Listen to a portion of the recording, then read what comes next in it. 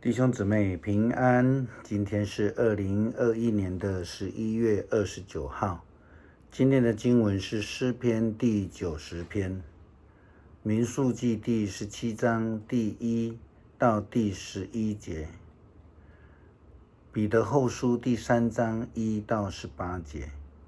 今天要跟大家分享的主题是世世代代。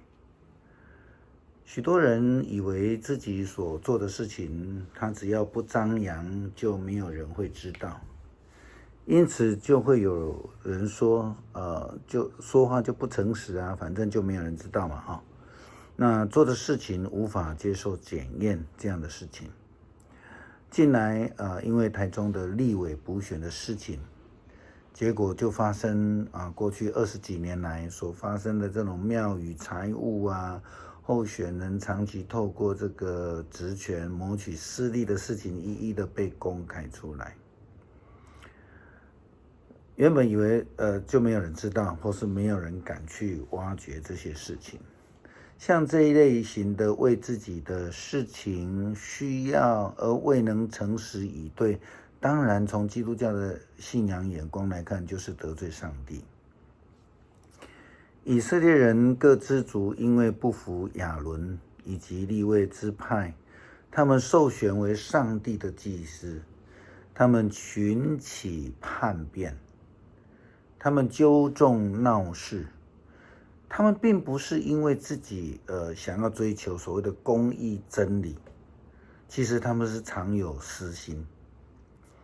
上帝以非常特别的方式来证明亚伦以及利未家族就是上帝自己所呼召的祭司家族。因为呢，被称为亚伦之杖的这一段经文民数记这里，上帝让这个每一个支族都得到一只牧羊杖，所以总共有12只。那唯独亚伦的杖刻着有名字，然后放在圣幕里面。到第2天的时候呢，这个代表亚伦的利未支族的这一个牧羊杖呢，竟然发了芽，而且生了花苞。按照摩西当时候跟所有以色列人宣布的，这个发了芽长了花苞的，就是上帝自己挑选的仆人。当然其他的支族的这个牧羊杖呢，还是枯干的。以色列人以为上帝不知道他们心里在想什么，盘算什么，因此想要以群众的力量来叛变上帝仆人的带领。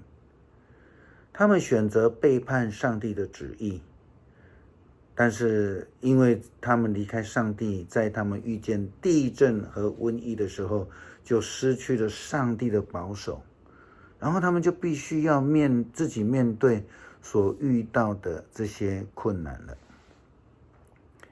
以色列人民的心里没有纯洁的思想，他们想要用欺骗的，因此他们看自己的利益高过于上帝的地位。他说，最重要的是你们必须知道，这末后的日期，有些人的受私欲的支配，会出来讥笑你们。他不是应许要再来吗？他在哪里呢？我的祖先都死了，一切还不是跟创世之初一样吗？他们故意不理会上帝在太初用他的话创造天地这一个事实。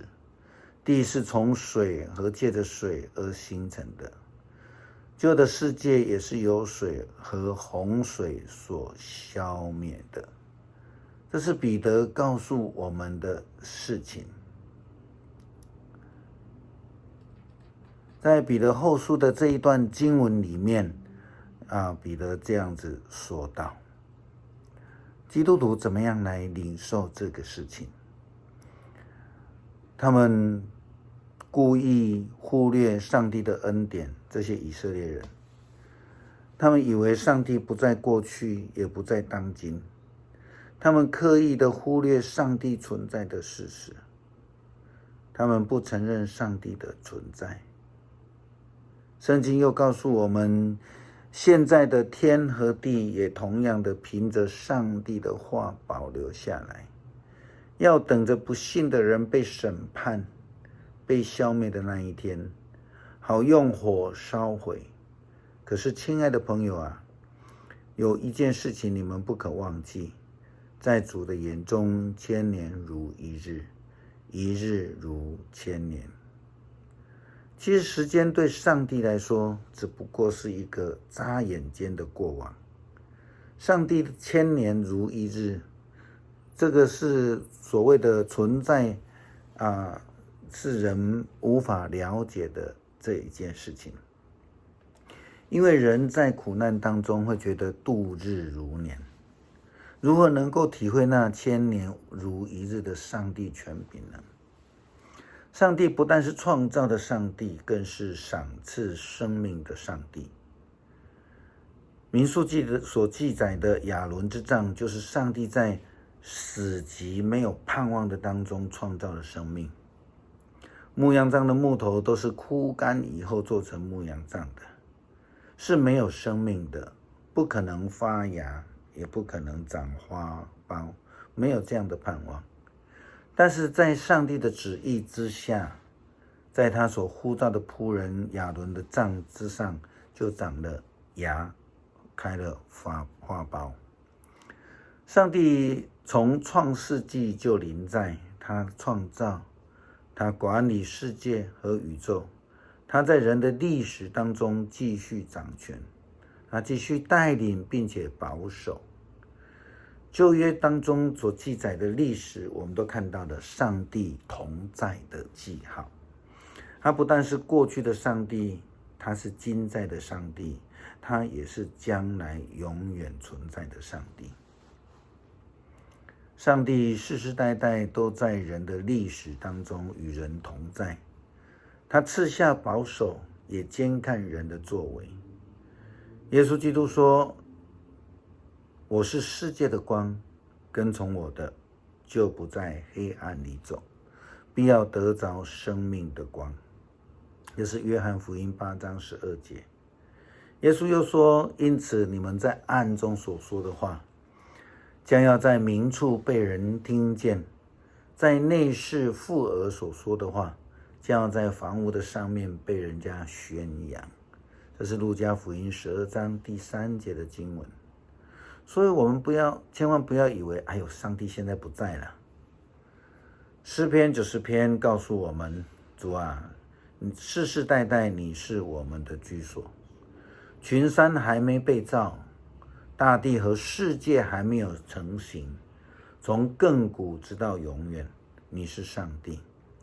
你叫人返本归元，你使他们回归尘土。在你眼中1000年如一日，就像过去的昨日，在夜间的一更。这提醒了我们，上帝是时间的主，上帝是在暗中查看监督的上帝，上帝是时刻保守的上帝。离了他，我们什么也不能做。倚靠他，就连那个没有盼望的牧羊杖都能够发芽生花。我们一起来读诗篇90篇。主啊，世世代代你是我的居所。